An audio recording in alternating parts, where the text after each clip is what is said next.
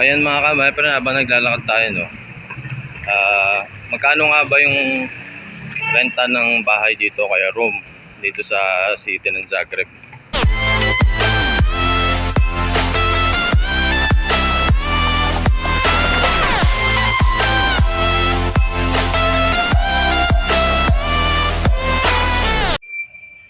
So ayan mga kamay friend, no, lalabas tayo, kakauwi ko lang galing ng trabaho, very soon po. Labas tayo, bibili lang tayo ng konting gamit dito sa kwarto.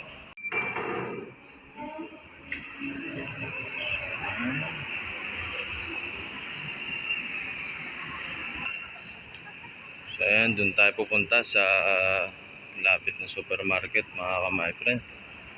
Oo, mamimili tayong gamit. Konting mga gamit lang sa kubeta, panlinis.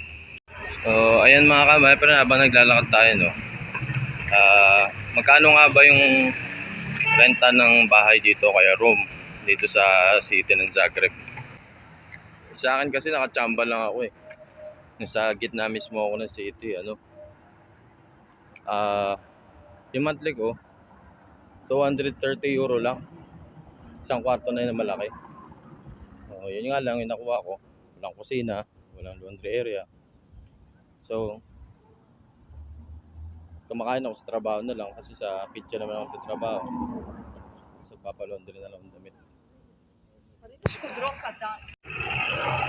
So, ayan mga kamay friend, no?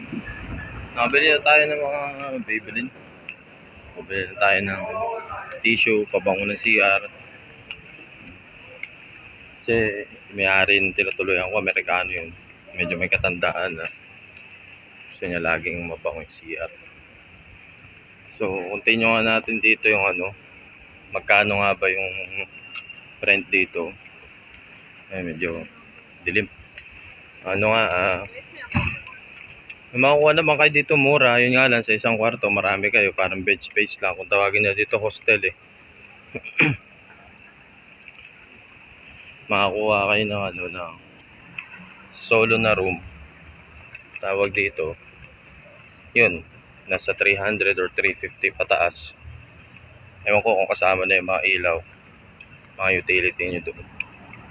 Tapos ano yun, may mga kontrata, may, ewan ko, may open and dead contract ba yun, yung anytime pwede ka umalis. Meron din yung 6 months, ano, 1 year. At sa pagkakaalam ko, pag empleyado dito, lalo sa ating mga expat, kailangan ng contract talaga. Tapos ang ilalagay doon, employer ang magbabayad. So, parang sa akin, employer ang magbabayad. Nakachamba-chamba lang ako kasi mura. So yun mga my friend, yun lang yung idea ko about sa pagre-rent ng room dito sa city, sa Zagreb.